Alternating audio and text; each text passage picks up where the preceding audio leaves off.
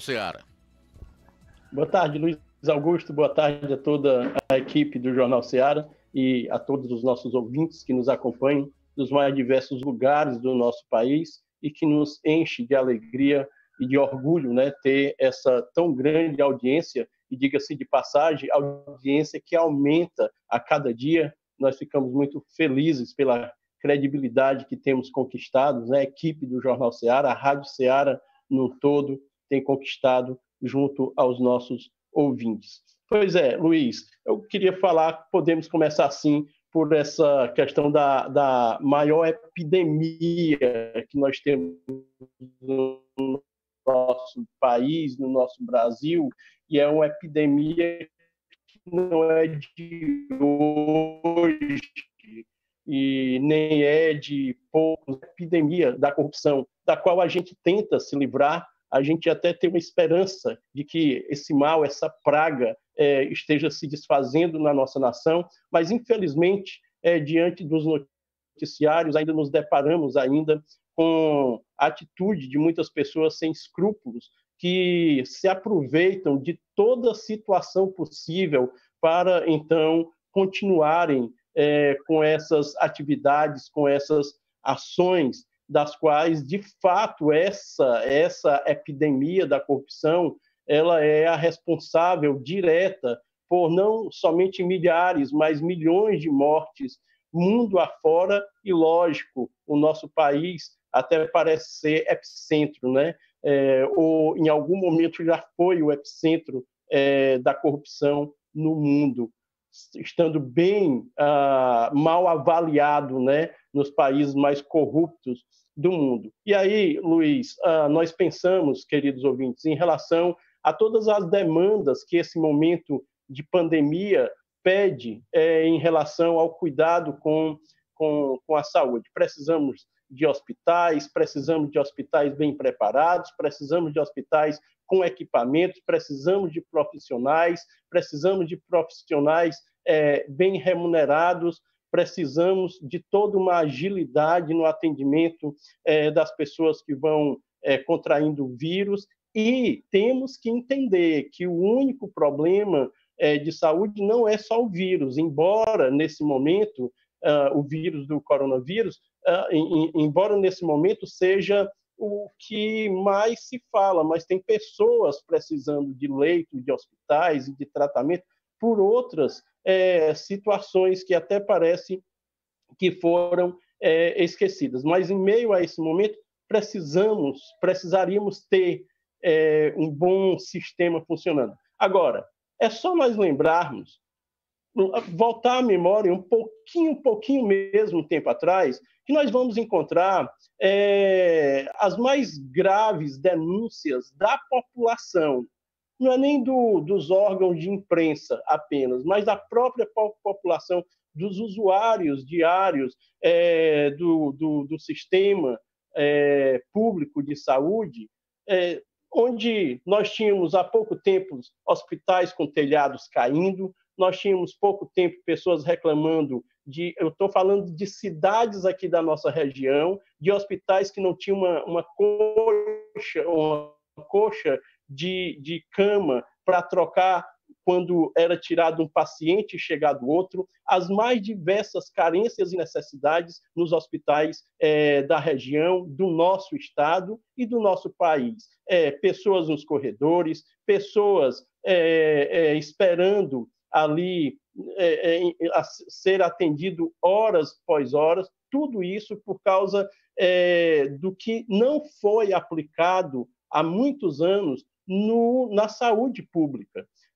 Os hospitais que nunca foram, de fato e de verdade, na grande maioria, uma preocupação e um cuidado dos gestores, nem em modernizar, nem em reformar, e muito menos em construir, e muito menos fazer com que houvesse mais aparelhamento para que a população pudesse ter as suas demandas. É só você pensar que tem pessoas que esperam por transplante há mais de 5 anos, é só você pensar que tem pessoas que marcam exames nas secretarias de saúde e nunca são atendidos, é só você pensar que alguns tipos de medicamento para doenças crônicas faltam nos postos de saúde das mais diversas cidades do nosso Brasil, inclusive medicação para os portadores de diabetes. É só você pensar que nós vivemos, nesse momento, uma alegação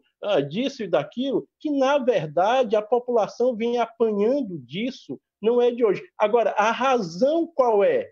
A razão é porque muitos milhões de reais que poderiam ser investidos na saúde do povo brasileiro deixaram de ser investidos durante todos esses anos. Inclusive, trocamos hospitais por estádios de futebol e ainda levamos 7-1 para deixar de ser besta.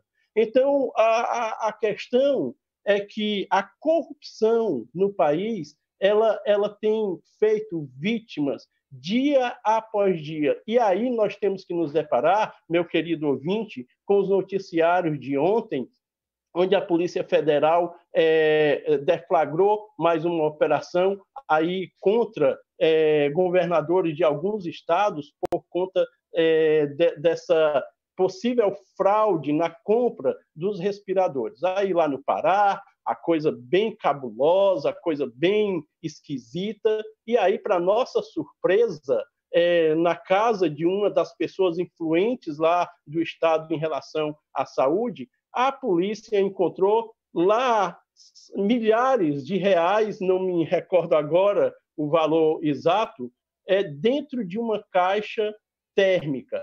Porque o Brasil é o lugar onde o dinheiro é guardado, o dinheiro do povo é guardado em caixa térmica, é guardado em malas dentro de apartamento e até em cuecas. Até em cuecas. O dinheiro brasileiro, do povo brasileiro, é posto e colocado. E daí o povo sofre. É lógico, nós estamos diante de uma pandemia e sabemos que é uma situação totalmente atípica. Mas, meu querido ouvinte, não nos espantemos, porque morrendo o povo brasileiro já vem há muitos anos por causa dessa desgraça, dessa epidemia na política, no sistema brasileiro, que tem, de fato, feito muito, muito, muito mal ao povo brasileiro. Aí temos lá no Rio de Janeiro, agora, toda essa questão envolvendo o governador do estado, que está em maus lençóis, se elegeu pegando uma carona com a chegada do Bolsonaro, a avalanche, né, daquele momento da campanha de Bolsonaro. O Witzel tomou ali uma carona, levantou a bandeira de contra a corrupção, tem menos de 2 anos de governo, a coisa está enrolada e, pelo que temos observado, pode haver sim um impeachment. E aí, é pior, Luiz Augusto, ele ainda pode parar na cadeia também, né? Sim, se não for preso. E aí, a minha pergunta, se isso acontecer, a minha pergunta que eu faço agora, e certamente me lembrarei dela em outras edições do Jornal Ceará, é se o governador Wilson Witzel, ele era corrupto antes, ou ele se tornou corrupto nesse 1 ano e meio, de governo. Ele era juiz federal, Cícero. Pois é. Né? Aí como quando a pessoa se torna governador no Rio de Janeiro, tem lá assim, a primeira cartilha que a pessoa lê é como desviar os recursos públicos. Nós ainda vamos ter que entender isso, essa ciência, essa mágica que acontece no Rio de Janeiro, se é algo que a pessoa aprende quando entra ou é algo que a pessoa já traz consigo e desenvolve. E o estado do Rio de Janeiro também está com um outro histórico que a gente não pode esquecer de forma alguma. Se você quiser ir para a cadeia, é só se candidatar e se eleger a governador do Rio de Janeiro.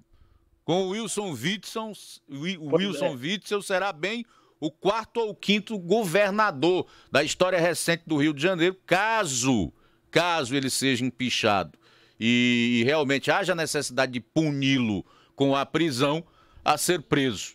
É o 5º na história recente, ou será o 5º na história recente do Rio de Janeiro. Exato. Uma vergonha, realmente.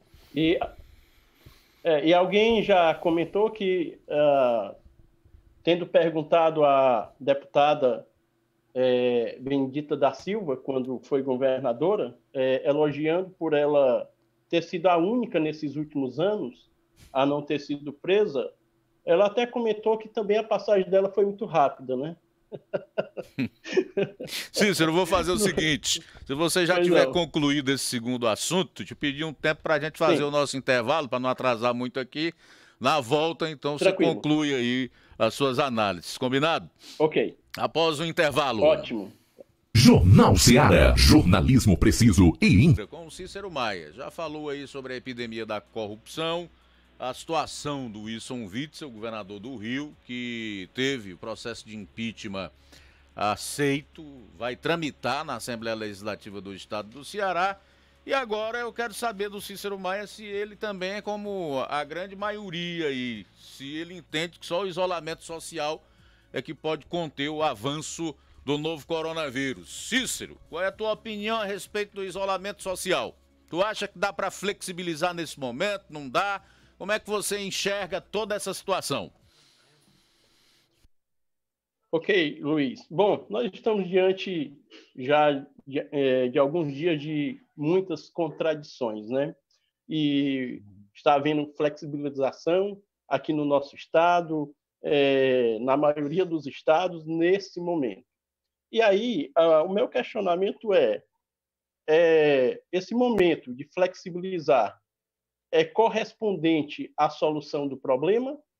Não, pelo que nós estamos vendo, pelos números, a coisa ainda não está tão tranquila e tão boa quanto se esperava que estivesse nesse momento. Então, por que que nesse momento começa-se a implantar a política do vamos abrir o comércio e vamos começar a flexibilizar? Se o objetivo pelo qual os governadores e prefeitos impuseram isso não foi alcançado, o que acontece que nesse momento começa a entender que é hora? Por que tem que ser nesse momento? Lógico que isso é dado por uma política errada, né?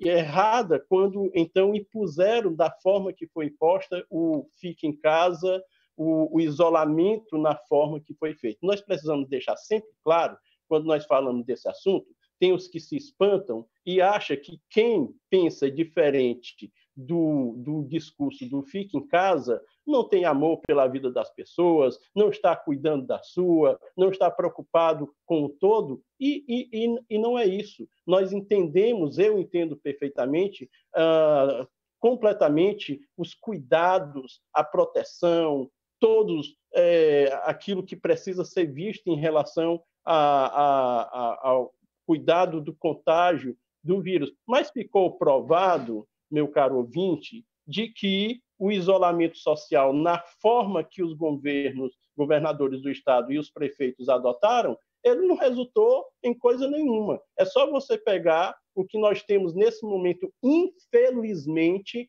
na nossa região, de Santa Quitéria a Nova Russas, passando por Catunda, por Tamboril, escorregando aí pelas cidades circunvizinhas, o acréscimo de número que temos. Se pegarmos em outros lugares, também, se pegar tudo que foi feito em Fortaleza, tudo que foi feito em São Paulo, o que nós temos é um número grande, mesmo diante de uma situação como essa. Por quê? Porque isso já era totalmente esperado.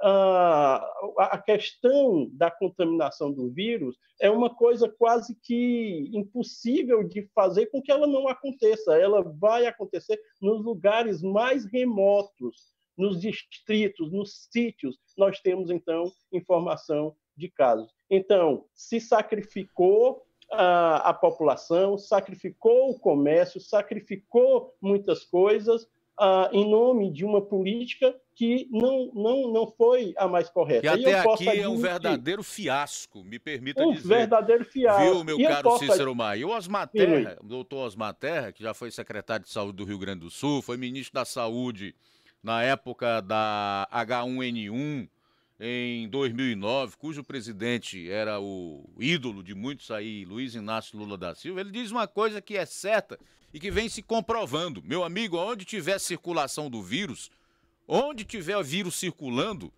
as pessoas vão ser contaminadas. É isso que o doutor Osmar Terra, e é o que está se comprovando na prática. Sim.